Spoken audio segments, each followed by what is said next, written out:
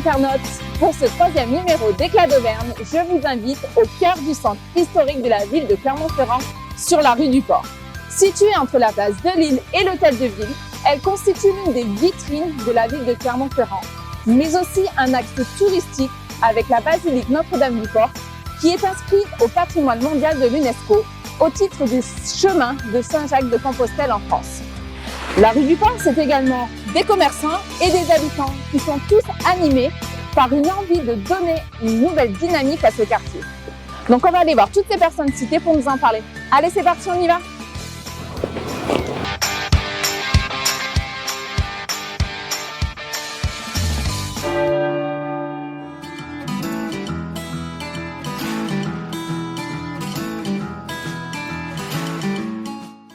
Bonjour Madame Lavesse. Bonjour Adélaïde. Comment allez-vous? Très très bien. Vous êtes adjointe à la culture à Clermont-Ferrand, donc en charge du patrimoine. Pouvez-vous nous parler brièvement de Notre-Dame du Port? Brièvement, c'est difficile parce qu'il y a effectivement des années et des années d'histoire. On est devant un joyau de l'art roman qui remonte au XIIe siècle sous cette forme basilique, et j'allais dire plus ancienne encore puisqu'il y avait une église à cet emplacement. Il faut savoir que c'est le lieu le plus visité d'un point de vue touristique à Clermont-Ferrand, et que c'est évidemment une vraie richesse du patrimoine qui nous enjoint d'ailleurs à son entretien, à sa valorisation, et c'est pour ça qu'on est au cœur d'un grand projet.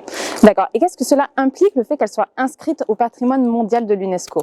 Ça implique justement des droits et des devoirs, c'est-à-dire qu'on doit être dans l'entretien de ce bâtiment. Je pense qu'il a été inscrit de mémoire en 98, et depuis les années 2000, il y a eu plusieurs campagnes de restauration et d'entretien, d'abord sur les aspects extérieurs, et on voit quelque chose de typique à Clermont-Ferrand qui est cette arkose blonde. Et ça, c'était très nouveau puisqu'on n'a pas la pierre de Volvic qu'on trouvera plus tard, notamment sur la cathédrale. Et puis, c'est vraiment un joyau qui a su démontrer tous les savoir-faire des bâtisseurs de l'époque. Donc, dans son histoire, à la fois, les pèlerins sont venus pour la Vierge noire, pour cette source miraculeuse qui a créé l'histoire. Donc, l'entretien s'est fait d'abord à l'extérieur, quelques années plus tard, l'intérieur, qui est en train de se finaliser avec en ce moment des travaux importants dans la crypte et dans la sacristie. Et puis la prochaine étape, ça sera effectivement ce qu'on appelle les abords. Il faut que quand on arrive, on soit en majesté devant ce joyau. Et c'est tout un tas de travaux qui vont impacter directement la rue du Port, qui vont se faire jour. Une démonstration ici avec la période de fouille qui vient de s'achever. Oui, d'accord. Donc ces travaux justement pour essayer de redynamiser ce quartier, c'est ça? Bien sûr. Comme je le disais, voilà, on a ici une cible bien repérée dans l'activité touristique, également pour j'allais dire les habitants du quartier. C'est le cœur de Clermont-Ferrand. Oui. On est rue du Port, et on le disait, souvent les touristes nous disent en rigolant, mais où sont les bateaux, où est la mer? Tout à fait. Parce que à quelques encablures d'ici se tenait la porte royale au bas de la rue du Port.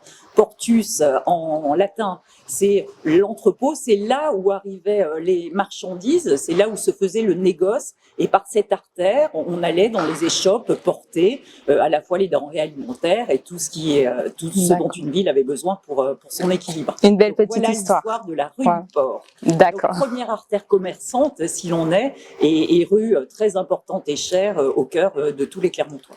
D'accord. Et ne craignez-vous pas qu'avec le contexte actuel dû à la crise sanitaire, cela ne freine pas cette redynamisation?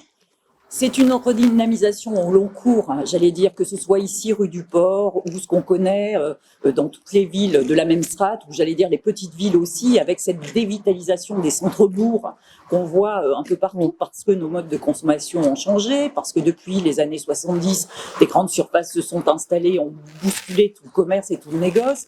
Après, à Clermont-Ferrand, typiquement, l'arrivée du centre jaune a également redistribué, j'allais dire, les cartes. Tout à fait. Mais aujourd'hui, vous le verrez en vous promenant, cette rue, elle a toujours été dynamique, elle continue à l'être, avec, je trouve, peut-être une couleur très artisanale. Vous allez le voir, des galeries d'art, un potier, très mixte également dans ses populations, avec là une épicerie de l'Amérique du Sud qui vient de se faire jour, avec un supermarché, on va dire oriental, des pâtisseries orientales, avec un café textile qui est vraiment le cœur culturel de la ville. Donc il y a vraiment une rue qui se matine d'artisanat et ça c'est une bonne nouvelle. Oui, super. Eh bien, je vous remercie, Madame Lavesse. Merci Adélaïde. Après cette présentation de la basilique Notre-Dame-du-Port, nous allons aller voir les commerçants.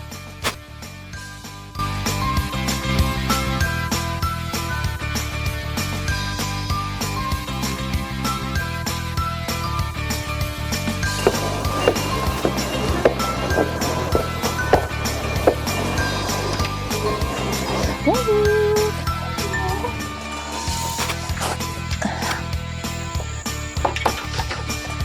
Vous allez bien, Madame Simone? Parfaitement. Merci de nous accueillir dans votre boutique. Avec plaisir. Mais je remercie. Avec plaisir, on va s'installer un petit peu. Merci. Madame, est-ce que vous pouvez vous présenter ainsi que votre joli commerce? Alors, je m'appelle Françoise Pinet, je suis la gérante de la société Meubles Cosson. On a notre atelier dans la zone de Cournon, on fabrique à la commande tout ce qui est ameublement et agencement intérieur, on va dire tout ce qui est en bois pour la maison, résumé. Et donc, on a la boutique rue du Port pour présenter notre fabrication et recevoir les gens et montrer également tout ce qu'on peut faire et accueillir les gens. Parce qu'il est plus facile de franchir une porte de boutique qu'une porte d'atelier. D'accord, c'est vrai. Ça fait combien de temps que vous êtes dans le quartier exactement? Alors, la boutique est installée de rue du Port depuis 86 et notre atelier existe, l'entreprise, depuis 68. On est deuxième génération. D'accord, un petit moment. Un petit moment. Donc, vous êtes également présidente de l'association des commerçants de la rue du Port. Pouvez-vous nous présenter cette association et quelles actions vous menez? Alors, l'association Espace de Lille est une association de commerçants, d'artisans et d'associations ayant pas de porte dans le secteur qui va entre la place de Lille, la rue du Port, la rue Pascal, la rue Saint-Hérem, la rue André-Moignier et en revenant rue Rosier, j'ai oublié les rues adjacentes, Philippe Marcombe et la place de la Treille. Donc après, on a un nombre important de magasins, mais sous des formats économiques différents, c'est-à-dire qu'on a des boutiques indépendantes, de commerce indépendant, et après d'artisanat, et également des structures sous forme associative. D'accord. Donc c'est assez riche et complet. Assez riche et complet, et finalement correspondant à l'époque actuelle où on n'a pas tout à fait un format d'entreprise qui est comme ce qu'on connaissait précédemment. D'accord. Et justement, quel type de boutique trouve-t-on aujourd'hui? Alors, on trouve aussi bien, j'allais dire, boulangerie, on va trouver beaucoup d'artisans, donc nous, dans l'ébénisterie, on en a un autre un petit peu plus haut. On a également des gens qui font de la taillerie de pierre, on a beaucoup d'activités diverses et variées. Des gens qui font également des choses en textile, voilà, c'est très très varié. D'accord. On a des restaurants également, bon, tout de suite c'est un peu plus compliqué, mais entre autres dans le secteur, on a quand même un restaurant étoilé L'Hostal, une étoile au guide Michelin, et on a le Smabro qui est un bib gourmand, et après on a aussi d'autres restos qui font de la bonne cuisine, comme le Canadura, comme les petits plats, un ensemble de propositions pour se restaurer quand ils vont pouvoir réouvrir. D'accord. Et finalement, est-ce qu'il y a un avantage à être situé sur cet axe touristique de Clermont? Ah ben, un avantage notoire, puisqu'on est sur l'axe entre la basilique et la cathédrale. C'est l'axe qui est référencé dans tous les guides touristiques. C'est l'axe du centre historique de Clermont. Au niveau patrimoine, notre rue, vous levez les yeux, vous découvrez plein de choses. Il y a, par contre, on est en Auvergne, donc on est dans un territoire où on cache nos richesses. Ce qui est un peu dommage parce que vous avez plein de cours intérieurs. Oui. Et puis après, bon, vous avez quand même le joyau qui est la basilique Notre-Dame-du-Port et qui est incontournable. Hein. Oui, tout à fait. Comment appréciez-vous cette nouvelle énergie qui est insufflée par les autorités municipales? Ben, elle va dans le même sens que la dynamique que l'on voit actuellement. C'est-à-dire que on a envie, de par ce qui se passe sur la rue, de par aussi bien je dirais, la dynamique du commerce que la dynamique des habitants. La ville a très certainement aussi envie de mettre en avant toute finalement cette beauté qui réside un peu sur notre secteur. Et une évolution, je pense qu'en Auvergne, on prend conscience qu'il faut, entre guillemets, se vendre un petit peu. On est passé d'un état où on cachait chez nos trésors à un état où on a envie un petit peu plus de les mettre à l'accès du public, tout en respectant finalement l'état, je dirais, la mentalité auvergnate. D'accord. Donc, résumé, je vous ai dit, tous les trésors sont là. Il faut juste pousser un petit peu les portes pour découvrir les trésors du commerce et de l'artisanat sur notre secteur. D'accord. Ben, je vous remercie, madame. Avez-vous peut-être un dernier mot pour nos internautes? Eh ben, de venir découvrir toutes ces richesses, toutes ces beautés de savoir-faire français et locaux, et en même temps le sourire des commerçants et des artisans qui sont sur le secteur. Super. Eh bien, je vous remercie. Bonne journée. Merci, à bientôt. Merci.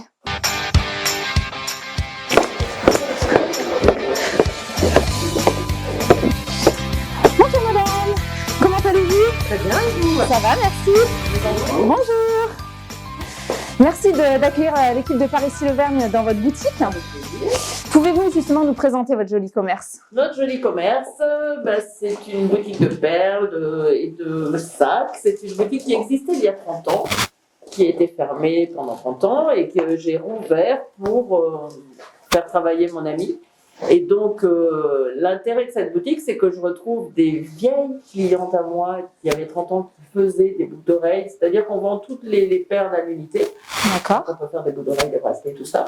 Et le truc qu'on fait en plus, c'est que je fais tous les sacs qu'il y a partout. Vous les faites vous-même? Voilà, on fait tout ici, on fait tout nous-mêmes. D'accord. Rien n'est acheté nulle part. D'accord. C'est tout fait avec nos petites mains. À part ce qu'il y a dans cette vitrine, qui est le reste de ma boutique d'il y a 30 ans, c'est-à-dire la publicité d'il y a 30 ans, et c'est juste ce qui reste de l'ancien magasin. D'accord. Et l'ancien magasin, c'était le même style? C'était beaucoup plus grand et c'était, j'avais 20 ans, donc c'était plus hip-hop, il y avait de la musique à fond, mais je vendais aussi beaucoup de perles, des gadgets et des cartes postales. C'était ce qu'on appelle maintenant un concept store, mais il y a... D'accord. Il y a plus. D'accord. Voilà. Et vous, justement, qui avez eu un magasin, comment appréciez-vous cette nouvelle dynamique qu'il y a aujourd'hui autour de cette rue du Port? Mais moi, je suis ravie d'être ici, parce que je retrouve un peu le côté plutôt artisanal et de ce côté de la butte. C'est-à-dire, l'autre côté de la butte, pour moi, c'est les franchises. C'est très bien, mais de ce côté, je trouve que les magasins ont plus de cœur, enfin, c'est différent, quoi. Et moi, je suis très contente d'être revenue ici au bout de 30 ans, parce que c'est vrai que j'aurais pu m'installer n'importe où, mais je tenais à être revenue dans ce quartier. Voilà. D'accord. Pour moi, c'est important, parce que c'est le plus joli endroit, le plus joli quartier de Clermont. Je trouve que ça a gardé son âme, quoi. D'accord. Et il y a eu vraiment réellement du changement depuis? Nous, on est là que depuis cet été. D'accord. Et en fait, il y a plein de petites boutiques qui s'ouvrent petit à petit. Il y a Virginie qui fait de la poterie, en face il va y avoir une savonnerie, enfin je trouve que ça bouge bien en ce moment. Petit à petit, ça recommence. D'accord. Et j'ai une interrogation parce que quand je suis rentrée dans le magasin, j'ai vu deux petits bonhommes. Est-ce que vous pouvez nous en parler? Alors, ces petits bonhommes, voilà, on les a habillés. Alors, au début, on les appelait les poteaux, mais j'en avais marre le matin de dire bonjour mes poteaux, donc j'ai décidé de leur donner des prénoms. D'accord. Donc, j'ai choisi Marius parce que c'est un prénom qui me plaisait bien pour un fils que je n'ai pas eu. Et Marie, je lui ai dit choisis pour une fille, et elle a choisi Philomène. Voilà, parce que c'est un prénom qui lui plaisait aussi, je crois, donc voilà. Et donc, tous les matins, je les habille, je les déshabille, et ils ont des tenues, on change de tenue. On les a habillés en été avec des petits gilets d'alpaga. Ils ont été déguisés en lutin aussi pour les fêtes de Noël. Et là, on les a mis donc en tenue hiver. Bon, on sait qu'il y aurait plus de neige.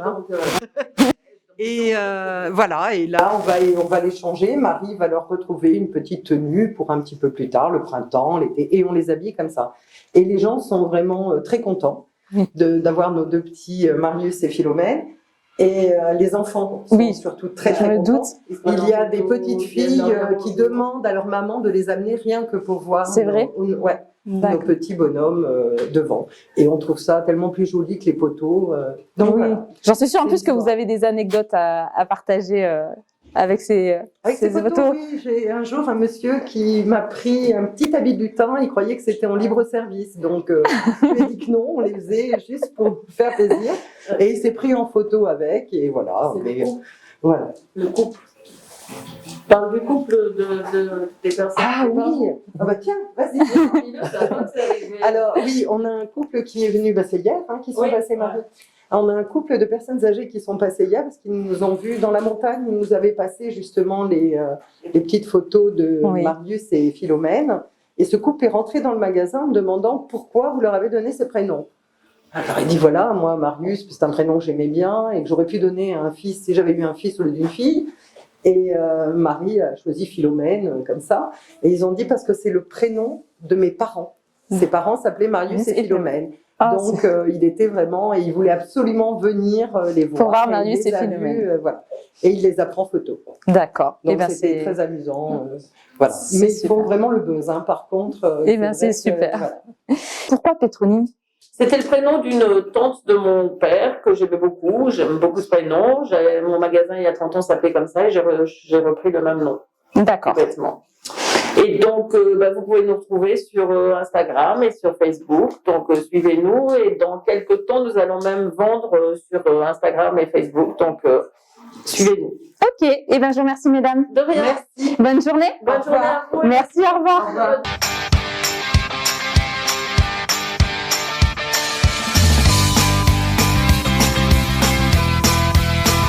Bonjour, madame.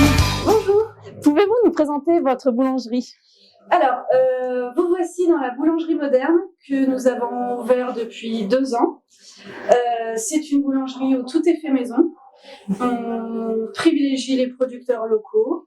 On essaie de faire du zéro déchet. Voilà, c'est une boulangerie de quartier avec des bons produits faits maison. Et la petite spécialité de la boulangerie, c'est le kouign-amann, parce que le boulanger est breton, que vous pouvez voir juste derrière vous, là-bas. D'accord, oui, parce Voilà. qu'on a entendu qu'il y avait beaucoup d'affluence autour de votre boulangerie, notamment des gens qui venaient au-delà du quartier. Oui. C'est super. Et du coup, qu'est-ce qui vous a motivé à venir dans ce quartier? La façade. Oui. Et puis le quartier, en fait. Au début, on cherchait des boulangeries et quand on a cherché celle-ci, on a été porté par le quartier qui voulait vraiment une boulangerie dans ce quartier-là. Donc, on a été porté par les habitants. D'accord. Et les commerçants qui nous ont vraiment aidés pour qu'on puisse ouvrir la boulangerie, ce qui n'a pas été facile puisque les banques étaient pas pour. Mais on a réussi à l'ouvrir et ça valait le coup. C'est super. Et du coup, vous avez constaté que depuis 2 ans, il y a une dynamique qui a évolué? Dans la rue du Port, vous voulez C'est ça, oui. Ben oui, pour moi, oui. Enfin, je me sens très bien. Il y a plus de boutiques qui ouvrent que de boutiques qui ferment. Donc, j'ai pas mal de clients qui disaient, vous savez, la rue du Port, c'est une rue morte et tout. Avant, c'était foisonnant. Aujourd'hui, c'est une rue avec des magasins uniques, avec un esprit quartier super agréable. La devise de la rue du Port, c'est seul on va vite, ensemble on va loin. Et ben, c'est super. Et ben, bon. Et ben, je vous remercie, madame. Avec plaisir. Bon courage. Merci. Bonne journée, au revoir.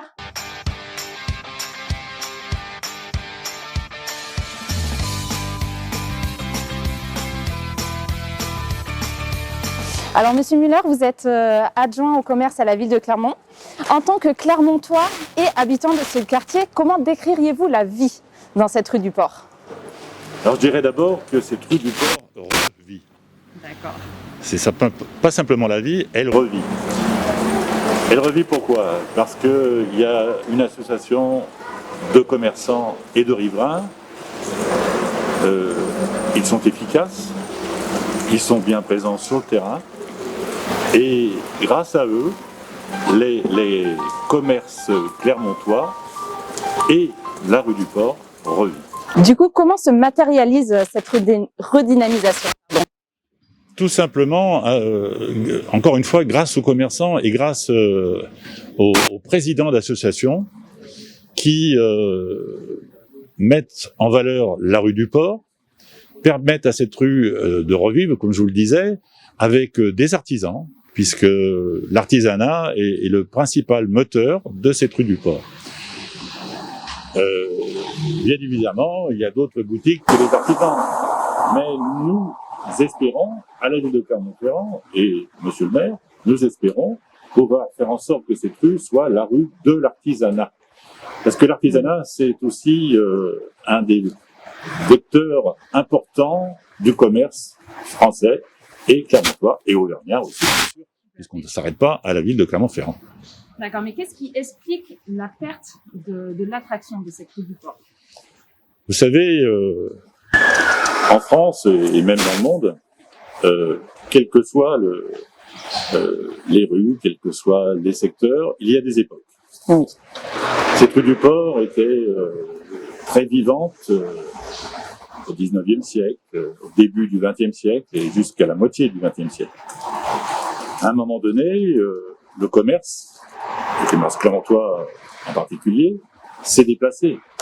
L'attractivité ne s'est plus faite vers la place de Lille, la gare, la place de Lille, et la rue du Port, et place de la Victoire. Elle est redescendue de côté. C'est place de la Victoire, rue des Gras, place de Jaude, avec le centre Jaude, qui a été créé dans les années 70. Donc, tout s'est déporté. Et à ce moment-là, la rue du Port a perdu son attractivité. Comme partout, les commerçants ont vieilli, bien évidemment, donc ont payé leur retraite. Peut-être que les commerces n'étaient plus en adéquation avec l'époque. Voilà pourquoi cette rue a souffert pendant un laps de temps assez important. Maintenant, elle revit. Différemment, mais elle revit. D'accord. Eh bien, je vous remercie, Monsieur Müller. Puis, quant à nous, on va aller voir justement ces associations qui essayent de faire revivre ces quartiers. Bonjour, Madame Joannet. Bonjour. Comment allez-vous? Très bien, merci. Merci. Merci de nous accueillir dans cette magnifique cour. Soyez les bienvenus. Merci. Donc, vous êtes présidente de l'association PAM. Pouvez-vous nous expliquer le but de cette association et quelle action vous menez? Alors, l'association PAM, ça veut dire Port à Madame. D'accord. Donc, c'est l'association des habitants du quartier du Port et qui s'est fixé 2 grandes missions. La première, c'est de créer le plus possible de liens entre les voisins du quartier. Et puis, la deuxième, c'est de valoriser, de dynamiser le quartier avec différentes actions. D'accord. Donc oui, vous en partenariat avec l'association des commerçants et la ville de Clermont-Ferrand. Comment sur le terrain cela est effectif? Alors, on mène des actions qui sont propres aux habitants, surtout, en relation avec tout le monde, bien sûr, avec l'écosystème. Mais les actions principales que nous avons pu mener, c'est la fête des voisins, par exemple, que nous avons menée à plusieurs reprises. Et il y a toujours beaucoup de monde, entre 50 et 80 personnes sur la place du Sauvage. Nous avons également fait ici même ce qu'on appelle un court-bouillon. Un court-bouillon, eh bien, c'est inviter les adhérents de l'association dans des endroits un petit peu insolites et secrets qu'on ne voit pas de la rue, avec des ingrédients qui sont propres à ceux des habitants d'une cour. Donc ici, par exemple, on a écouté du violoncelle, des lectures, pour mettre en valeur les talents des gens qui habitent ici. Ah, c'est super. Et puis, on a mené aussi notre action qui s'appelle la tombola solidaire. Suite au premier confinement, en fait, on a souhaité soutenir l'économie du quartier en organisant cette tombola. Et ça a eu un super succès puisqu'on a eu plus de 200 billets achetés. Et avec cette cagnotte, eh bien, on a pu organiser une visite guidée du Bon Pasteur, qui est un super monument juste à côté d'ici, pour également soutenir les guides conférenciers. D'accord. Et comment décririez-vous cette évolution de la vie de cette rue? Alors, pour moi, c'est vraiment un quartier d'avenir qui a un super potentiel. Pourquoi un super potentiel? Parce que déjà, on a un patrimoine qui est exceptionnel ici. Je pense à trois monuments fondamentaux qui n'existent pas ailleurs. On a la fontaine d'Amboise, la basilique Notre-Dame-du-Port, et beaucoup de gens l'ignorent. On a une communauté de religieuses qui s'appelle le Bon Pasteur, avec un cloître qui date du XVIIe siècle, ce qui est complètement unique sur le Puy-de-Dôme. Oui, d'accord. Donc que des avantages. Que des avantages. Et puis on a un tissu associatif qui est extrêmement dynamique aussi, parce qu'on a des associations là aussi fantastiques.